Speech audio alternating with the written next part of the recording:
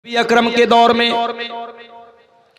एक ही इलाके के दो लोग ईमान लाते हैं, दोनों साथ में इस्लाम लाते हैं, दोनों साथ में कलमा पढ़ते हैं। दोनों में से एक इंसान दीन के मामले में ज्यादा मेहनती होता है, ज्यादा एक्टिव होता है, ज्यादा फुर्तीला होता है।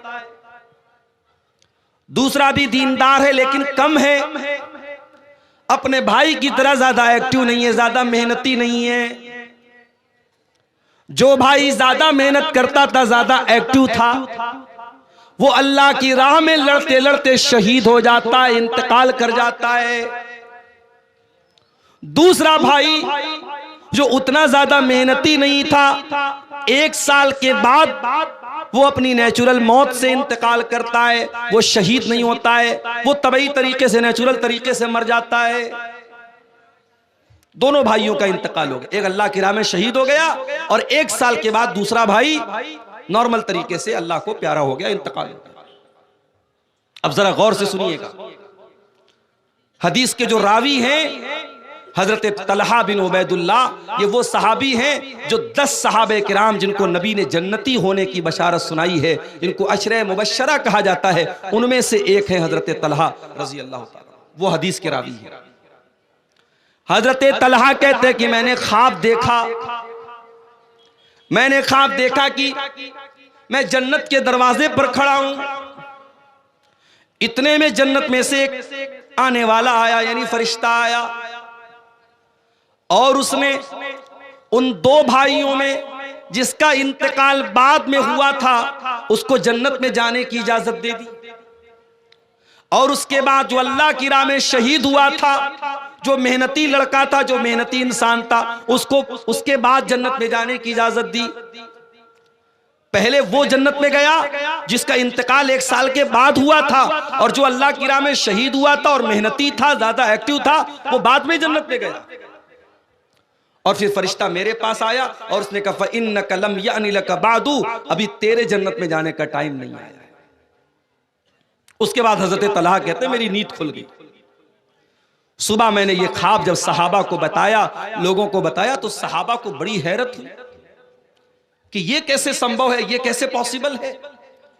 एक इंसान दीन के काम में आगे आगे रहता था, मेहनत करता था, अल्लाह की राह में शहीद हो गया था, वो बाद में जन्नत में जा रहा है, और जो उतना ज्यादा मेहनत नहीं करता था वो पहले जन्नत में जा रहा है, ये कैसे पॉसिबल है। जब ये बात अल्लाह के प्यारे नबी जनाब मुहम्मदुर रसूलुल्लाह सल्लल्लाहु अलैहि वसल्लम तक पहुंची, तो आपने सहाबा से पूछा कि किस बात पर तुम्हें हैरत हो। सहाबा ने कहा अल्लाह के नबी, जिसका इंतकाल बाद में हुआ वो पहले जन्नत में कैसे चला गया, ये बात हमको समझ में नहीं आ रही है। अल्लाह की राह में शहीद होने वाला और दीन के काम में ज्यादा मेहनत करने वाला बाद में, और वो इंसान पहले जन्नत में चला गया, ये कैसे हो गया। आपने फरमाया सुनो, अलैसा क़द मकस बादहु सनतन, जिसका इंतकाल बाद में हुआ था, क्या उसको 1 साल और ज्यादा नहीं मिला जिंदगी में। साहबा ने कहा 1 साल उसको ज्यादा मिला। अलैसा क़द अद्रक रमजान, क्या उसको जिंदगी में 1 रमजान और ज्यादा नहीं मिला। हाँ अल्लाह के नबी, उसको 1 रमजान और ज्यादा मिला। वसल्ला फी सनतिन मिन सज्दती कज़ा व कज़ा, और साल भर में उसने इतनी ज्यादा नमाजें अपने भाई के मुकाबले में ज्यादा पढ़ी कि नहीं पढ़ी। हाँ अल्लाह के नबी, उसने 1 साल की ज्यादा नमाजें पढ़ी। आपने फरमाया फमा बैनहुमा अबादु मिम्मा बैनल अर्दि वस्समा, दोनों के मकाम और मर्तबे के बीच में उतनी ही दूरी है जितनी जमीन और आसमान के बीच में दूरी है। अल्लाह अकबर। 1 साल बाद मरने वाला इंसान अपने भाई से मकाम और मर्तबे में इतना दूर है, इतना बड़ा उसका मकाम है जितना जमीन और आसमान के बीच का फासला और गैपिंग है। मेरे प्यारे साथी, हम और आप वो खुशनसीब लोग हैं मेरे साथी, हमें जिंदगी में 1 रमजान और मिलने जा रहा है। दुआ कीजिए, और सहाबा भी ये दुआ करते थे, अल्लाहुम्मा सल्लिम लना, अल्लाहुम्मा सल्लिमना ले रमजान, अय अल्लाह तू रमजान तक हमको सलामत रख, वसल्लिम लना रमजान, और रमजान को सलामती वाला हमारे लिए बना दे। व तसल्लम हो मिन्ना मुतकब्बला, और रमजान में हम जो इबादत करें ऐ अल्लाह तू उसको कबूल फरमा ले। ये सहाबा की दुआ थी, ये ताबईन की दुआ थी। मेरे साथियों, आओ दुआ करें हम, अल्लाह ताला हमको सेहत के साथ, सलामती के साथ रमजान के महीने को गुजारने की तौफीक अता फरमाए। देखिए, बीच बीच में माहौल मैं देख रहा हूं कि कहीं से कुछ शोर होने लगता है, कोई आवाज आने लगती है। आप सुकून से तकरीर सुने। मैं बहुत लंबी तकरीर आज कर नहीं पाऊंगा, मेरे पास टाइम भी कम है, आखिर में चंदा भी करना है। आप सुकून से सुने, इंशाअल्लाह जो बातें आपके सामने बयान होंगी बहुत अहम बातें और काम की बातें आपके सामने आएंगी। आप मजलिस का जो वकार है, सुकून है, आप बहुत सीरियस होकर सुन रहे हैं, इसको बाकी रखिए। मेरे भाइयों, मैंने जो आयत आपके सामने खुतबे में पढ़ी थी वो सूरह निसा की आयत थी।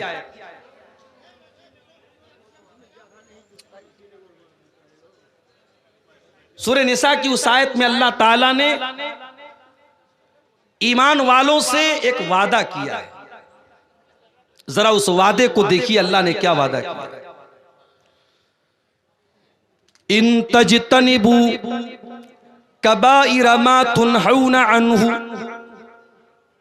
अगर तुम बचोगे बड़े बड़े गुनाहों से, कबीरा गुनाहों से। इन तजतनिबू कबाइर मा तुनहूना अन्हु, अगर तुम उन बड़े बड़े गुनाहों से बचोगे जिनसे तुमको मना किया जाता है, रोका जाता है। इन तजतनिबू कबाइर मा तुनहूना अन्हु नुकफ्फिर अन्कुम सय्यिआतिकुम, अगर तुम कबीरा गुनाहों से बचोगे, अगर तुम बड़े बड़े गुनाहों से बचोगे तो हम बाकी के गुनाहों को तो ऐसे ही माफ कर देंगे। वनुदखिलकुम मुदखलन करीमा, और हम तुमको बेहतरीन जगह में दाखिल करेंगे, जन्नत में दाखिल करेंगे, हम तुमको जन्नती बना देंगे अगर तुम कबीरा गुनाहों से बचोगे। सवाल ये पैदा होता है, कबीरा गुनाह किसको कहते हैं? अभी रुक जाइए, कबीरा गुनाह किसको कहते हैं इसका मतलब हम अभी आपको समझाएंगे। आइए एक और आयत देखते हैं, कुरान के 27वें पारे की सूरह नज्म की आयत। अल्लज़ीना यजतनिबूना कबाइरल इस्मि वल फवाहिश इल्लल लमम, अल्लाह के नेक बंदे वो होते हैं जो कबीरा गुनाहों से और गंदे कामों से बचते हैं, जो जिना से बचते हैं, जो बदकारी से बचते हैं, जो फहश कामों से, वल्गर कामों से, अश्लील कामों से बचते हैं। इल्लल लमम, हाँ अगर कभी पैर फिसल जाए, कभी कोई छोटी मोटी गलती हो जाए तो अलग बात है, इंसान होने के नाते। लेकिन अल्लाह के नेक बंदों की पहचान यही है कि वो बड़े बड़े गुनाहों से बचते हैं। अल्लज़ीना यजतनिबूना कबाइरल इस्मि वल फवाहिश इल्लल लमम, अल्लाह फरमाता है वो बड़े बड़े गुनाहों से बचते हैं अल्लाह के नेक बंदे। इन्ना रब्बका वासिउल मगफिरा, बेशक तुम्हारा रब बहुत ज्यादा माफ करने वाला है। हुवा आलमु बिकुम इज अंशाकुम मिनल अर्दी, अल्लाह तो तुम्हें तब से जानता है जब तुम्हें अल्लाह ताला ने मिट्टी से पैदा किया था। तुम्हारे बाप आदम को अल्लाह ताला ने मिट्टी से पैदा किया था। व इज अंतुम अजिन्नतुन फी बुतून उम्महातिकुम, और अल्लाह ताला तो तुमको तब भी जानता था जब तुम माँ के पेट में थे, अभी पैदा भी नहीं हुए थे, माँ के पेट में थे तुमको डॉक्टर भी देखने के लिए अल्ट्रासाउंड कराता था। अल्ट्रासाउंड के जरिए तुम्हें तुम्हारे मूवमेंट को देखता था, तुम्हारे जिंदगी को देखता था डॉक्टर। वहां मां के पेट में भी तुमको अगर कोई जानता था तो अल्लाह जानता है। ऐ इंसानों, अपनी औकात से ज्यादा उछल कूद मत मचाओ। तुम्हारा अल्लाह तुमको तब से जानता है जब तुम मां के पेट में थे। फला तुज़क्कू अनफुसकुम, अपने आप को ज्यादा पाक साफ बनने की कोशिश न करो। अल्लाह तुम्हारी एक एक कमजोरी को जानता है, एक एक गुनाह को जानता है। हुआ आलमु बिमन इत्तका, अल्लाह को खूब पता है कि कौन अल्लाह से डरने वाला है, कौन मुत्तकी है, कौन परहेजगार है। दो आयतें मैंने आपके सामने पढ़ी, एक सूरह नज्म की आयत पढ़ी और एक सूरह निसा की आयत। इन दोनों आयतों में कॉमन बात क्या मिली कि अल्लाह के जो नेक बंदे होते हैं वो कबीरा गुनाहों से बचते हैं। सवाल यह पैदा होता है कबीरा गुनाह किसको कहते हैं? तो नोट कर लीजिए कि कबीरा गुनाह उन गुनाहों को कहा जाता है जिनको शरीयत में, जिनके करने वाले के ऊपर जहन्नम की वईद सुनाई गई, जिसके करने वाले पर कुरान में या अल्लाह के रसूल की हदीसों में कहा गया हो कि अगर ये काम करोगे तो जहन्नम में जाओगे, वो कबीरा गुनाह।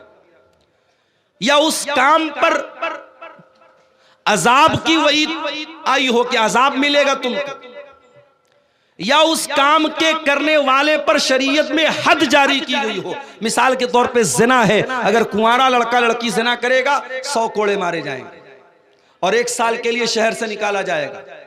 शादीशुदा अगर जिना करेगा उसको पत्थरों से मार मार के खत्म किया जाएगा। चोरी करने वाले का हाथ काटा जाएगा। तो जिस गुनाह पर शरीयत में हद जारी की गई हो, सजा मुकर्रर की गई हो, वो गुनाह भी कबीरा गुनाह है।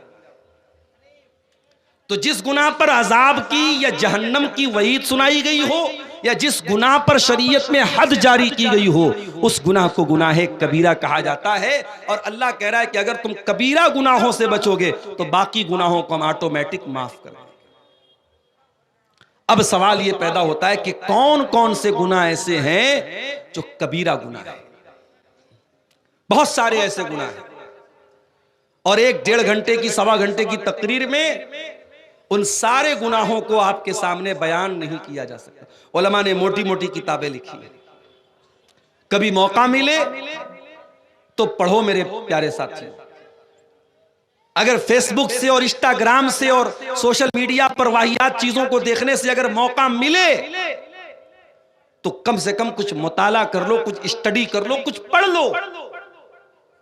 और ये तो हमारे बड़े काम की चीजें और हमारी आखिरत की नजात इससे जुड़ी है कि हम जाने कि वो कौन से गुनाह हैं जो कबीरा गुनाह है, ताकि उन गुनाहों से हम अपने आप को, अपने दामन को बचा लें।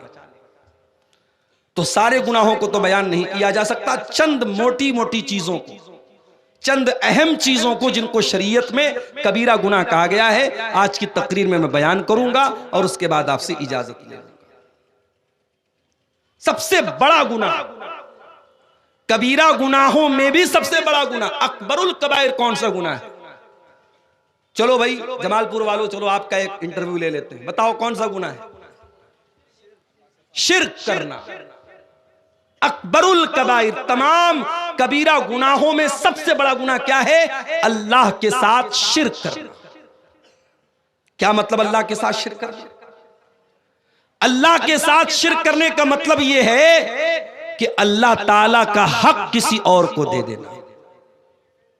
जो काम अल्लाह ताला के लिए करना जायज है, वो काम किसी और के लिए करना। मिसाल के तौर पे अल्लाह के अलावा किसी और से दुआ करना, अल्लाह के सिवा किसी और के नाम से जानवर ज़बाह करना, अल्लाह के सिवा किसी और के आगे सजदा करना, अल्लाह के सिवा किसी और के बारे में ये अकीदा रखना कि ये मेरी बिगड़ी बना देगा, ये मेरी बीमारी दूर कर देगा, ये मेरी तकलीफ दूर कर देगा, ये मेरा दुख दूर कर देगा, ये शिर्क है।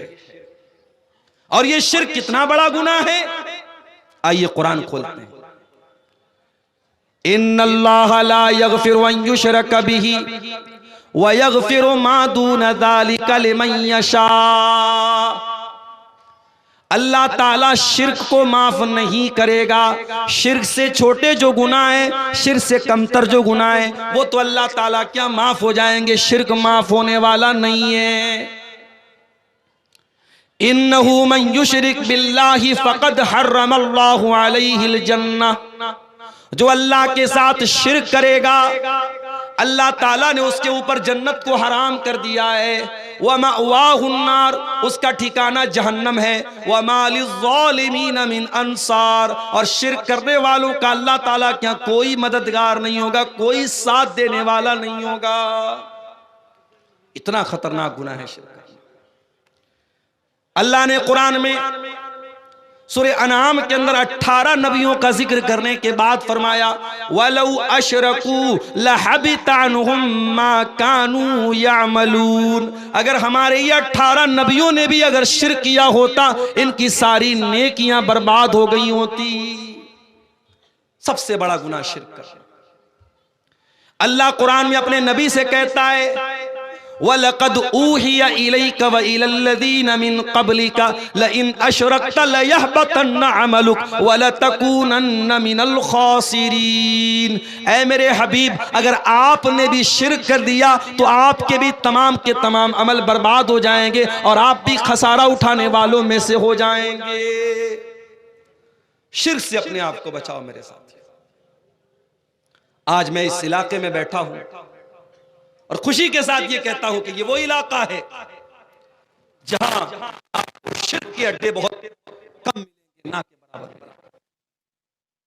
एक बड़ी तादाद हमारे उन भाइयों की है जो कुरान और हदीस को फॉलो करते हैं, जो शिर्क और बिदअत से दूर रहते हैं। ये बहुत खुशी की बात है और बहुत खुशकिस्मती की बात है मेरे साथ।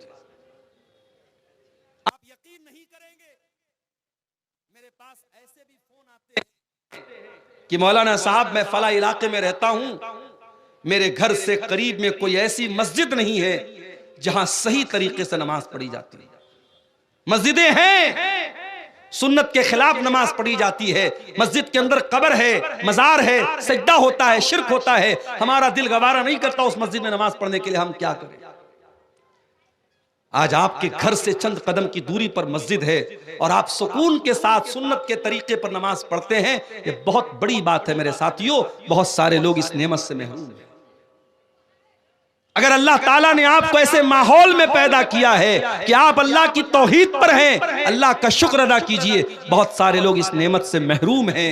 मेरे प्यारे साथियों, इस तौहीद की नेमत की कदर कीजिए और मरते दम तक शिर्क से अपने दामन को बचाइए और अपने बच्चों को भी बचाइए।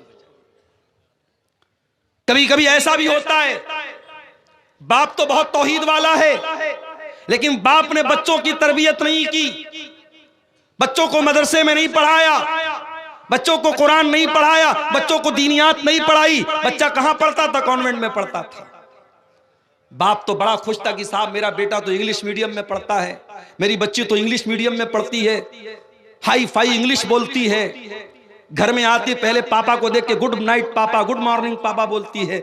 माँ बाप तो इसी में खुश हो गए साहब। जरा से 4 अंग्रेजी के जुमले क्या बच्चे ने बोल दिए, आप तो खुश हो गए। मगर ये अंग्रेजी के चंद जुमले जो आपके बच्चे ने सीखे हैं कि इतने भारी पड़ जाएंगे आपके ऊपर जब ये बच्चा बड़ा होगा और वो अल्लाह की तौहीद से दूर होगा। और आज इसी पाकुड़ के इलाके से मेरे पास व्हाट्सएप पर मैसेज आया कि मौलाना जरा इस पर भी आप बोलिएगा। आज कई लड़कियों की आईडी है, मुसलमान लड़कियों की आईडी है, और आपके इसी पाकुड़ बरहरवा फरक्का इस पूरे बेल्ट से ताल्लुक रखने वाली वो लड़कियां हैं, उनके बॉयफ्रेंड कौन हैं, उनके सोशल मीडिया पर उनकी दोस्ती किससे है, गैर मुस्लिम लड़कों से है, और उनके साथ उनका उठना बैठना और उनके साथ दोस्ती करना, घूमना फिरना हो रहा है। काफिर और मुशरिक लड़कों के साथ वो लड़कियां घूम रही हैं, फिर रही हैं, जिना कर रही हैं, बदकारी कर रही हैं, और यहां तक कि वो लड़कियां बाद में अपने उन बॉयफ्रेंड के साथ शादी करती हैं और इस्लाम को छोड़ करके मुर्तद हो जाती हैं। ये क्यों हो रहा है मेरे साथियों? ये इसीलिए हो रहा है कि आपकी आने वाली नस्ल इसको मालूम ही नहीं कि ईमान क्या है। उसके पूरे सिलेबस में कहीं ईमान नहीं है। उसने इंग्लिश तो पढ़ी, उसने मैथमेटिक्स तो पढ़ी, उसने साइंस तो पढ़ी, उसने जियोग्राफी तो पढ़ी, उसने मेडिकल की तालीम तो हासिल की, वो इंजीनियर तो बन गया, वो लॉयर तो बन गया, वो उसने एमबीए तो कर लिया, उसने दुनिया के सारे उलूम हासिल कर लिए, मगर उसे ये नहीं पता तेरा रब कौन है, तेरे नबी कौन है, तेरा दीन क्या है। कब्र में यही 3 सवाल तो होगा, तेरा रब कौन, तेरे नबी कौन, तेरा दीन क्या। और इन तीनों सवालों का जवाब, माफ कीजिएगा, मैथमेटिक्स की बहुत अहमियत है मगर उसकी किताबों में इसका जवाब नहीं मिलेगा। साइंस बहुत इंपॉर्टेंट है मगर साइंस की किताबों में इन तीनों सवालों का जवाब नहीं मिलेगा। इन तीनों सवालों का जवाब कहां मिलेगा? अल्लाह के नबी फरमाते हैं, जब मोमिन बंदा जवाब देगा रब्बी अल्लाह, मेरा रब अल्लाह है, दीनी अल इस्लाम, मेरा दीन इस्लाम है, मेरे नबी मोहम्मद सल्लल्लाहु अलैहि वसल्लम में फरिश्ता पूछेगा कि तुझे इन तीनों सवालों का जवाब कैसे पता चला? बंदा कहेगा क़राअतु किताब अल्लाह, क़राअतु किताब अल्लाहि फ़आमनतु बिही व सद्दक़तु बिही। मैंने कुरान को पढ़ा था, मैंने अल्लाह की किताब को पढ़ा था, मैं कुरान पर ईमान लाया था, मैंने कुरान को सच्चा माना था। कुरान के जरिए मुझे इन तीनों सवालों का जवाब मिला।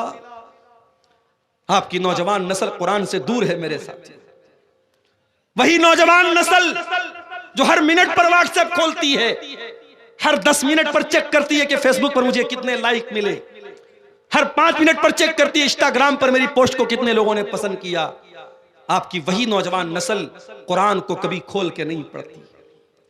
साल साल भर कुरान रखा रह जाता है, घर में धूल खाता है, कोई पढ़ने वाला नहीं। मेरे प्यारे साथियों, जब तक आप कुरान नहीं पढ़ेंगे, हदीसों को नहीं पढ़ेंगे, आप दीन का इल्म हासिल नहीं करेंगे, आपको पता ही नहीं चलेगा तौहीद क्या है, शिर्क क्या है। इसीलिए अल्लाह कुरान में कहता है इन्नमा यख्शल्लाह मिन इबादिहिल उलमा। अल्लाह के बंदों में अल्लाह से वही डरेगा जो आलिम होगा। आलिम का मतलब जो अल्लाह को जानेगा। जितना आप अल्लाह को जानोगे, अल्लाह के बारे में इल्म हासिल करोगे, उतना अल्लाह का डर आपके दिल में पैदा होगा। इसीलिए हजरत लुकमान जब अपने बच्चे को नसीहत करते हैं तो पहले अल्लाह का इंट्रोडक्शन कराते, अल्लाह के बारे में बताते।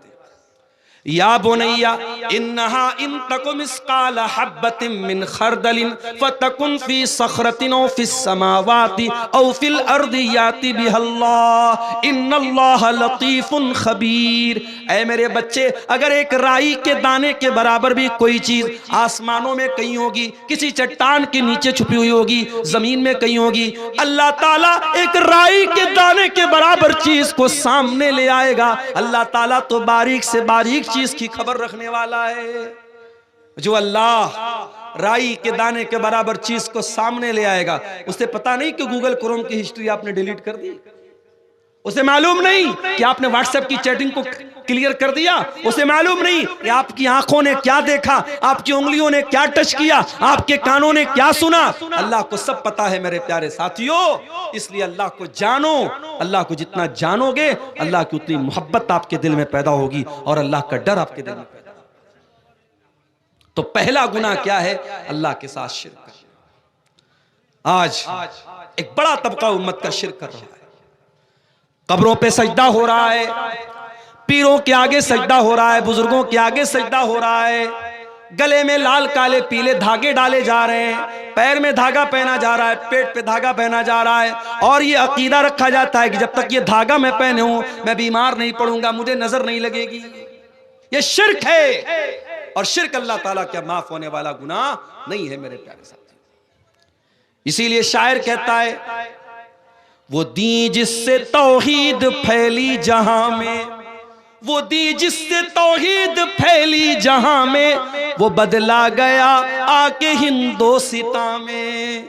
जिस दीन के जरिए तौहीद फैली थी, वो दीन आकर के हिंदुस्तान में बदल गया, और हिंदुस्तान में उस दीन के मानने वाले कब्र परस्त बन गए, बुजुर्गों के आगे सजदा करने वाले बन गए, तावीज पहनने वाले बन गए, अल्लाह को छोड़ करके गैरुल्लाह की इबादत करने वाले बन गए।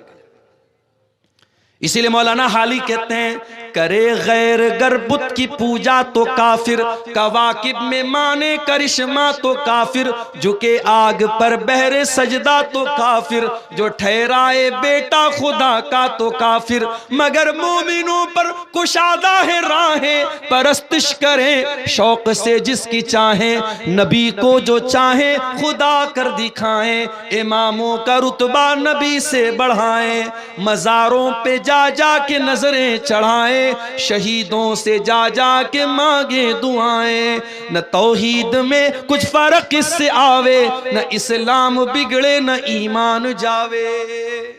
मुसलमान शिर्क कर रहा है, और मुसलमान ये सोचता है कि साहब मैं तो कलमा पढ़ता हूं, मेरा शिर्क तो शिर्क नहीं है। नहीं, अल्लाह का कानून एक है मेरे प्यारे साथ। इसीलिए इब्राहिम अलैहिस्सलाम अल्लाह की बारगाह में दुआ करते हैं, व जुनुबनी व बनिया अन नाबुदल असनाम, आय अल्लाह तो मुझे भी शिर्क से बचाना, और मेरी आने वाली नस्लों को भी तू शिर्क से बचाना, मेरी औलाद को भी तू शिर्क से बचाना। तो ये पहला गुनाह है, कबीरा गुनाह। कौन सा? शिर्क। अल्लाह ताला हम सबको शिर्क से बचने की तौफीक अता फरमाए। दूसरा गुनाह, दूसरा बड़ा गुनाह, किसी बेकसूर को कत्ल करना, किसी निर्दोष की हत्या करना। वला तक़्तुलुन नफ्सल्लती हर्रमल्लाहु इल्ला बिल हक़्क़ि, किसी इंसान को कत्ल न करो जिसकी जान को अल्लाह ताला ने हराम करार दिया है। हाँ, उसको कत्ल किया जा सकता है जिसको कत्ल करने का हक है, जिसको कत्ल करने की शरीयत में परमिशन दी गई है। किसको कत्ल करने की परमिशन दी गई है? अल्लाह के नबी फरमाते हैं 3 लोग ऐसे हैं जिनको कत्ल करने की शरीयत में इजाजत दी गई है। अस्सय्यिबुज़्ज़ानी, एक वो इंसान है जो शादीशुदा है और ज़िनाकार है, उसकी शरीयत में सजा क्या है? सजाए मौत है। नंबर 2, वल मुफारिक़ु लिदीनिही, इस्लामी हुकूमत के अंदर कोई मुर्तद हो जाए, कोई मुर्तद हो जाए, मुसलमान था काफिर हो जाए, और इस्लामी हुकूमत है तो उसकी भी सजा सजाए मौत है। वन नफ्सु बिन नफ्सी, और जान के बदले जान है। अगर कोई किसी का मर्डर कर दे, किसी को कत्ल कर दे, तो कातिल को भी क़िसास के तौर पे कत्ल किया जाएगा। हाँ, अगर जिसको कत्ल किया गया उसके घर वाले, उसके गार्जियन अगर माफ कर दे तो अलग बात है, वरना कातिल की सजा सजाए मौत है। तो कत्ल करना ये दूसरा बड़ा गुनाह है। अब अगर किसी को लगता है कि इस्लाम आतंकवाद का धर्म है तो उसे कुरान की इन आयतों को पढ़ लेना चाहिए। इस्लाम तो किसी एक इंसान को भी कत्ल करने की इजाजत नहीं देता। बेकसूर लोगों को बम से उड़ा देना ये सब कुछ हो सकता है, इस्लाम नहीं हो सकता है। ये काम किसी भी मजहब का मानने वाला करे, इस्लाम का मानने वाला अगर ये काम करता है तो कान खोल करके सुन ले, इस्लाम का दामन इससे बरी है। इस्लाम बेगुनाहों की हत्या करने की इजाजत नहीं देता है। और आगे बढ़िए, तीसरा कबीरा गुनाह, वला यज़्नून, अल्लाह के नेक बंदे जिना नहीं करते। जिना करना, बदकारी करना, ये तीसरा बड़ा गुनाह।